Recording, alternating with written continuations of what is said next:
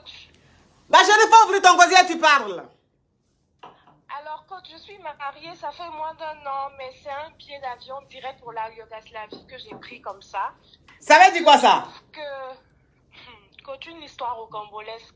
Oui. En fait, je me suis mariée avec un gars qui est à l'étranger. Oui. Que je connaissais via les réseaux sociaux, ça faisait moins d'1 an.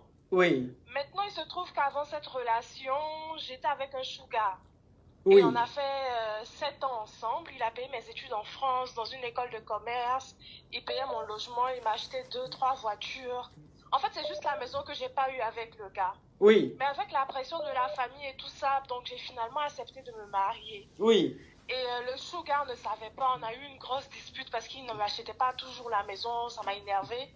Et je me suis allée me marier. Donc Oui. on a fait Ma chérie, s'il te plaît. Est-ce que tu te maquilles avec le make-up Parnell by Latanya? Non mais coach, c'est trop joli, je vais acheter pour moi aussi. Tu vas acheter? Je vais commenter.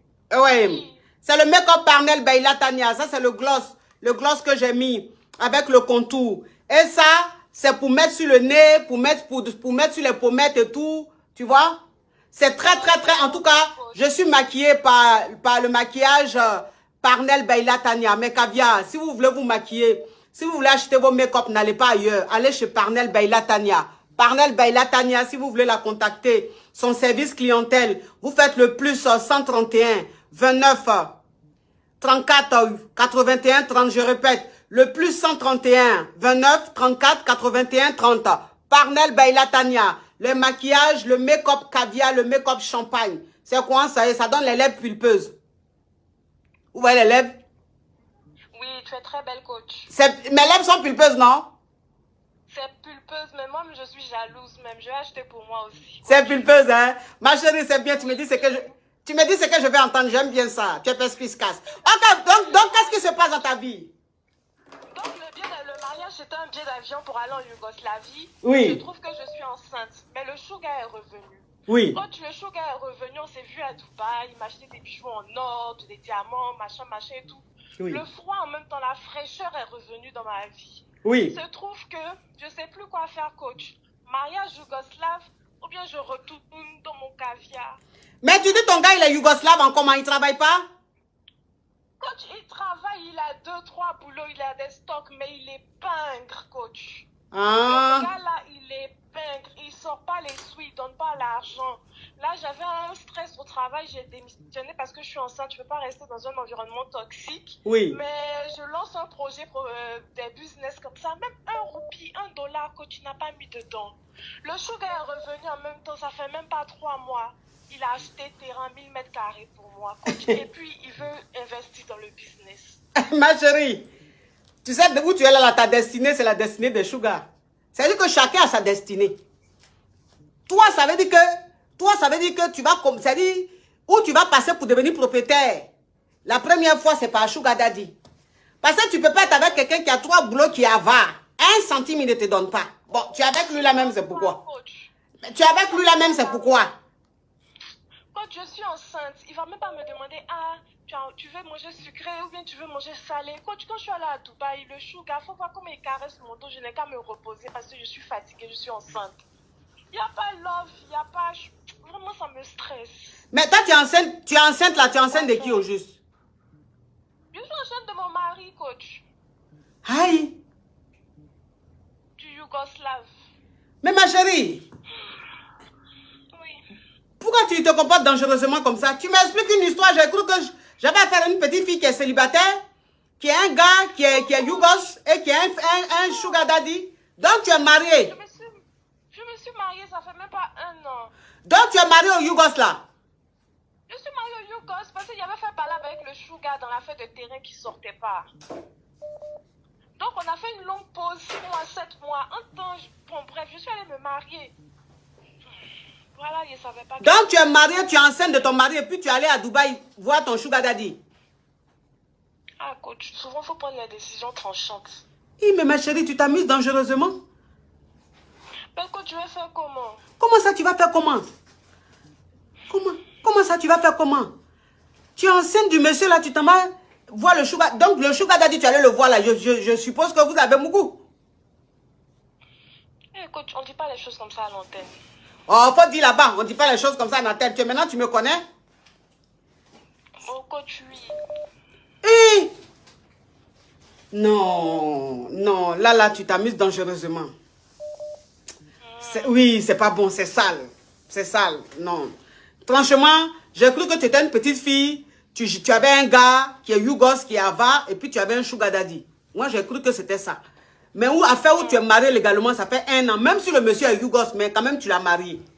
Et il t'a enceinté. Et donc, prendre sa grossesse, aller voir un sugar daddy. Et puis aller mousser sur la grossesse, là, ça, là, franchement, c'est trop sale.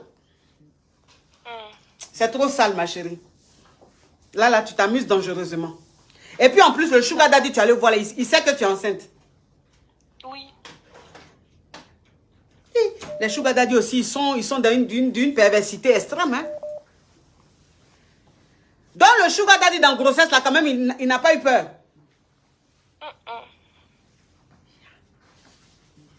Finalement, c'est lui qui me soutient même dans la grossesse, vu que mon mari même s'en fout. Il me demande même pas comment ça va.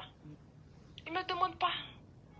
Il me demande pas comment ça va, comment tu te portes. En fait, c'est pas une histoire d'argent, même c'est une histoire d'amour, même qu'il n'y a pas en fait.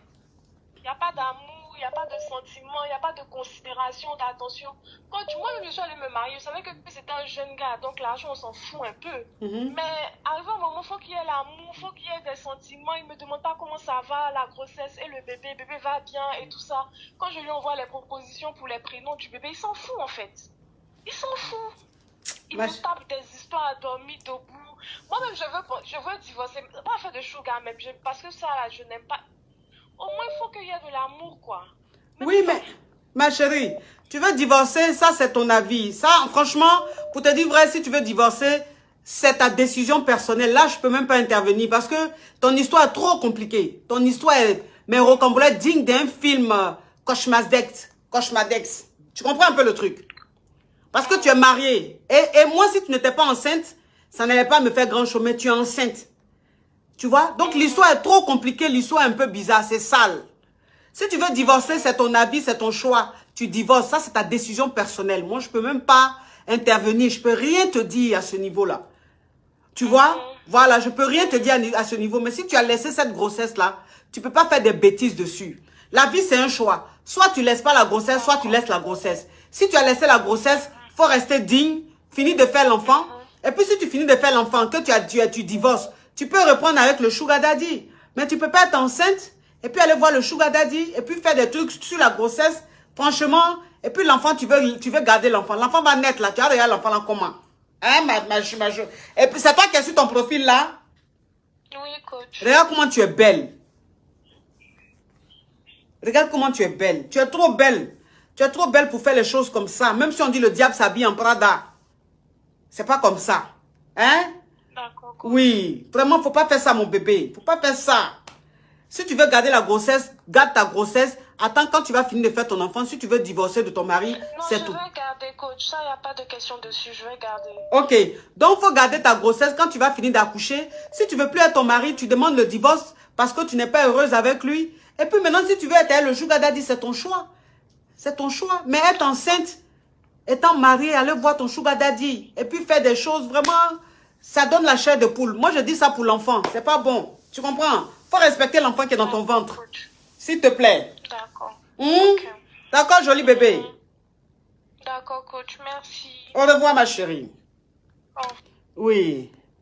Une histoire de Cambodge digne d'un film de Lucifer. Hein? Allô?